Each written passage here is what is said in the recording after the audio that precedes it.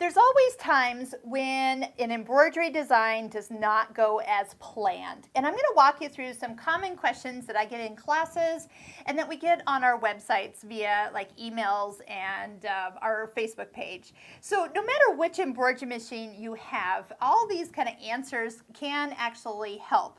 So a lot of times people talk about that they see bobbin thread up on the top side of the fabric. One of the things that you can always do is if you see bobbin thread, number one, make sure that your machine is cleaned, you have a fresh needle in and so forth. But there is times over time that when you use an embroidery machine, things loosen up, including the bobbin tension. So make sure that if you are seeing bobbin thread, you can just reduce the top tension to, it started at 2.8, so we could just reduce it down to like 1.8, and that would make sure that the bobbin is now tighter than the top thread. The top thread was pulling that bobbin thread up, so by loosening it, it will relax and hopefully pull those threads to the back side of your hoop.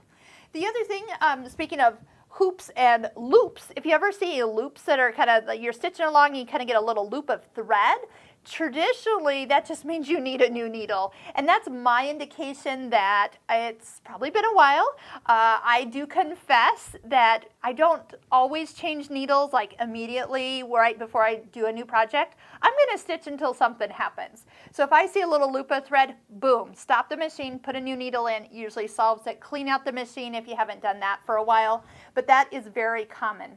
On this machine, there is that thread cutter, the thread snips, that does cut the thread when you start your embroidery. So if you ever get a little message that like there's thread caught underneath, and check underneath your throat plate, sometimes you can just go ahead and start and it will clear that thread out just by starting again.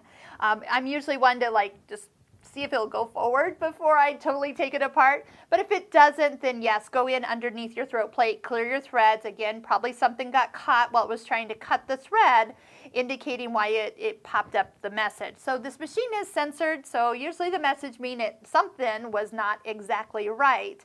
So definitely make some time, keep things clean, and you're hearing that quite a bit when you're seeing.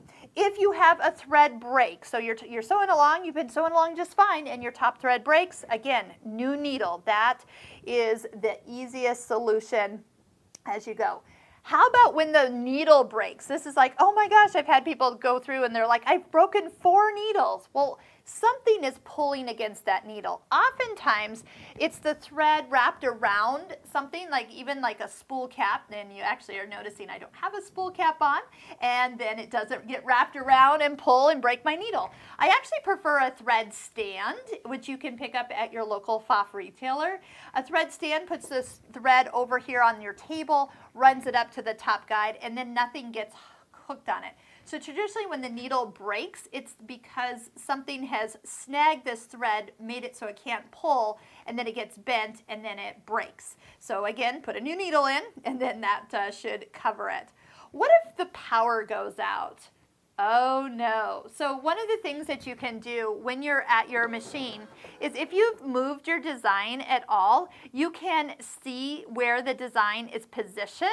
And if you wrote down those numbers, like this is down this many numbers and over to this side, you can find that location after you turn the machine off. Whether power goes off or you manually are just done for the night and you turn it off, you could bring it back tomorrow, put it back into the position because it's not going to remember where it is, and then go to, say, the color you ended on. So if you ended on color 10, you can go and find that particular color and pick up where you left off. So there is times where it would be beneficial to write down the location of your design. And here's where you can go in and then find where that color was, for example, that you were last on. The last thing I want to talk about is if you're ever stitching a design and you notice that you're stitching but the outline is, or the area of the design stitching is like a little bit shifted, one of two things has happened. Number one, this machine should be plugged into not just the surge protector, but better yet, a battery backup. You can find them online, like through Amazon. Your local Best Buy or Office Max or computer stores will have them. But an embroidery machine needs to see constant power. When you have constant power, things don't shift during embroidery. It gets a little confused, and then all of a sudden it's embroidering over here, which is the worst thing ever. You can't, it's not like the machine blinks or anything. But when we don't have all the power going to the machine that it needs, it gets confused and then keeps going, but not at the right location. We usually notice that more in the summertime when your air conditioners are on. The other thing that sometimes bumps a design is actually when you physically have had this embroidery arm hit something.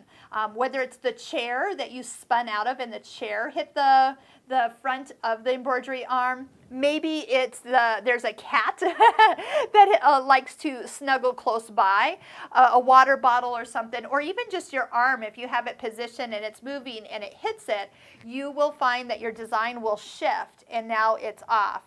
One thing you can do is actually, if your design's in the center of your hoop, which a lot of times mine are, I'm just stitching out designs in the middle of my fabric, I'll turn the machine off and on. And you know that calibration it does at the beginning? That will reset it back to the center. And then if you notice it before it goes too far, you can take out some of those stitches and start over again. But that is something that does happen. I notice that in class from time to time where we've accidentally bumped this embroidery arm. So pretty much keep your machine cleaned, put a new needle in, and clear out the embroidery area and put your machine plugged in to a battery backup. That will solve so many of your problems.